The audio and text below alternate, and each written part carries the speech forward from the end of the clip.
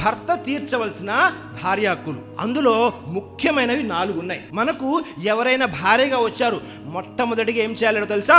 ఆమెకు సరైనటువంటి ఇంటిని పొందుపరచాలి.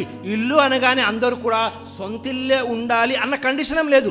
మీరు ఎక్కడైతే ఉంటున్నారో అలాంటి ఇంట్లో ఆమెనే ఉంచాలి. ఇది మొట్టమొదటిది. రెండో విషయం ఏమిటి? మంచి తిండిని, మంచి బట్టల్ని, దుస్తుల్ని వారి కోసం ఏర్పాటు చేయాలి. ఎవరైతే మనకు భార్యలుగా వస్తారో వారికి మంచి గృహాన్ని ఏర్పాటు చేయాలి. మన స్తోమతకు తగ్గట్టుగా వారికి మంచి దుస్తులని మరియు మంచి ఆహారాన్ని కూడా ఏర్పాటు చేయాలి, మన స్థాయికి స్తోమతకి తగ్గట్టుగా. 4వది చాలా ముఖ్యమైనది.